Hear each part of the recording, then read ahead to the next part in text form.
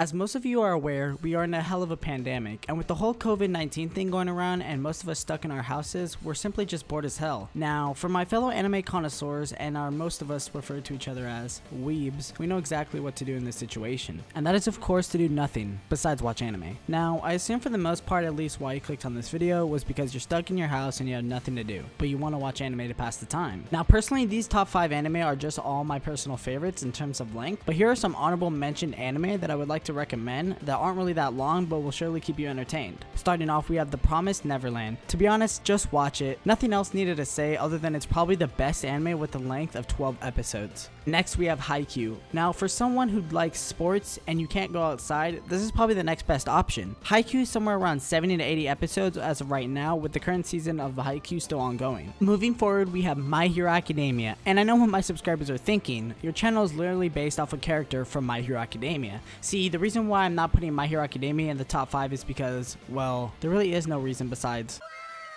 And finally, for the last honorable mention that most of you guys are going to get mad at me for is Bleach. Now, for Bleach, unlike My Hero Academia, there is a real reason why I'm not putting it in the top 5. Not because Bleach doesn't belong in the top 5, but because I wanted to talk about some other anime other than Bleach for a minute. So bear with me and enjoy the top 5 anime to watch during quarantine. Coming in at number 5, well, I guess you already know from what I said about My Hero Academia, we have Black Clover. As most of us weebs and our normies have already indulged in the world of Naruto, Black Clover certainly gives you that refreshing feeling of what you felt from when you originally watched Naruto. Well, at least for me, that is. Black Clover is about a boy named Asta and his brother Yuno. Well, they're not actually brothers. They were both adopted, and Asta was born without any magic, and his brother Yuno, he's the special child. Yuno was gifted with the lucky 4-leaf clover on his grimoire, and Asta, well, you'll have to watch and find out. Also, quick tip, make sure to turn down the volume when you're watching the first few episodes of Black Clover.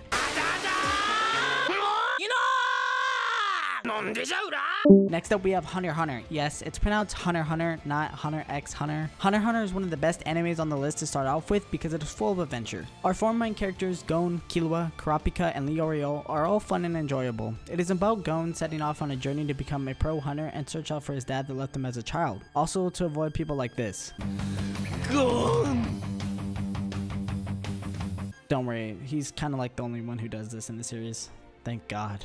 Now personally, for these last 3, they are literally my top 3 favorite anime of all time as of right now. So that's why I personally would highly recommend you check them out. So coming in at number 3, we have JoJo's Bizarre Adventure. Now, if you have no context behind JoJo whatsoever, I highly advise you to stop what you're doing right now. Wait, now actually finish this video, and then after this video, go and watch JoJo. But before you go into detail about looking at what JoJo is, I highly doubt you will watch it because the entirety of the show will literally flex on you. Nah, I'm just kidding, but for real though, watch JoJo. It is a fantastic show with so many unique attributes to it. If you are new to anime, maybe watch the other shows I mentioned prior before mentioning JoJo. But once you become more interested into the world of